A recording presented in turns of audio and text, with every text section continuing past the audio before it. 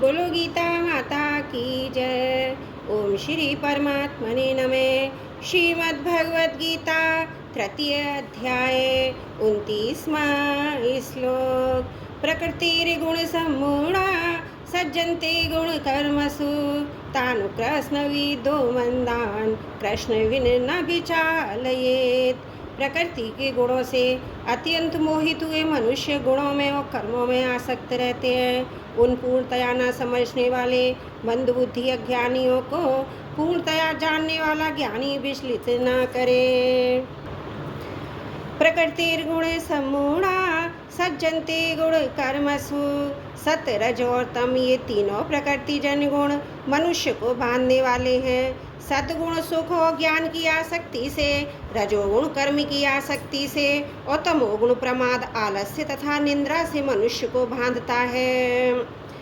उन अज्ञानियों का वर्णन है जो प्रकृति जन गुणों से अत्यंत मोहित अर्थात बंधे हुए हैं, परंतु जिनका शास्त्रों में शास्त्रविहित शुभ कर्मों में तथा उन कर्मों के फलों में श्रद्धा विश्वास है। इसी अध्याय के 25वें 26वें श्लोकों में ऐसे अज्ञानी पुरुषों का सकता है विध्यांश है अकर्म संगीनाम अज्ञानाम नाम से वर्णन हुआ है। लौकिक और पारलौकिक भोगों की कामना के कारण ये पुरुष पदार्थों कर्मों में आसक्त रहते हैं।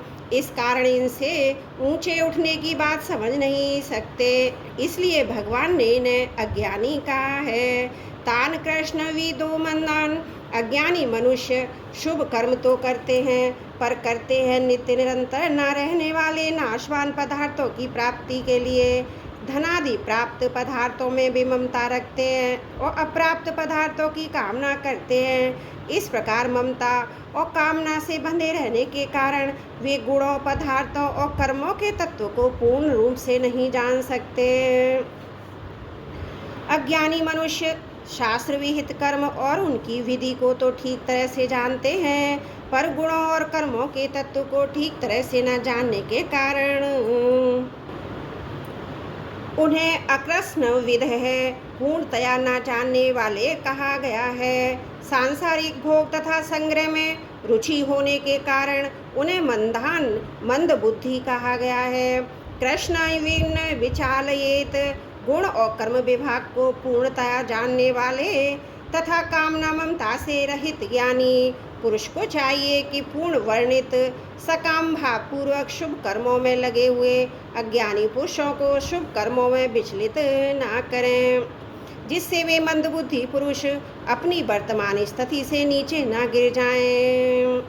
भगवान ने तत्वज्ञ महापुरुष को 25वें श्लोक में कुर्यात पद से स्वयं कर्म करने की तथा 26वें श्लोक में शोजयसेत पद से अज्ञानी पुरुषों से वैसे ही कर्म करवाने की आज्ञा दी थी, परंतु यहाँ भगवान ने ना विचालयेत से वैसी आज्ञा ना देकर मानो उसमें कुछ ढील दे दी। ज्ञानी पुरुष अधिक नहीं तो कम से कम अपने संकेत वचन और क्रिया से अज्ञानी पुरुषों को विचलित ना करे।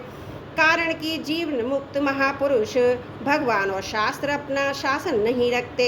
उनके कहलाने वाले शरीर से स्वतः स्वाभाविक लोक संगार्थ क्रियाएं हुआ करती हैं। तत्वज्ञ महापुरुष कर्मयोगी हो अथवा ज्ञान योगी संपूर्ण कर्म करते हुए भी उसका कर्मों और पदार्थों के साथ किसी प्रकार का संबंध स्वतः नहीं रहता तो वस्तुतः था नहीं।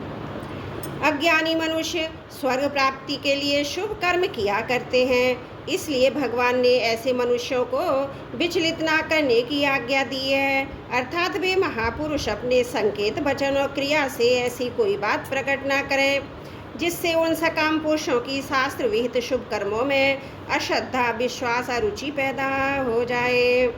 वे उन कर्मों का त्याग कर दें, क्योंकि ऐसा करने से उनका पतन हो सकता है। इसलिए ऐसे पुरुषों को सकाम भाव से विचलित करना है, शास्त्रीय कर्मों से नहीं। जन्म मरण रूप बंधन से छुटकारा दिलाने के लिए उन्हें सकाम भाव से विचलित करना अति उचित है और आवश्यक भी है। पर शिष्य भाव अर्जुन का प्रश्न था, मेरे को घोर कर्म क्यों लगाते हो? उस प्रश्न का उत्तर भगवान कई तरह से देते हैं, जिसका तात्पर्य है मेरा उद्देश्य घोर कर्म में लगाना नहीं है, प्रत्युत कर्मों से संबंध विच्छेद करना है। कर्मों से संबंध विच्छेद करने के लिए ही कर्मयोग है। त्रुटियों के लिए क्षमा प्रार्थी हूँ।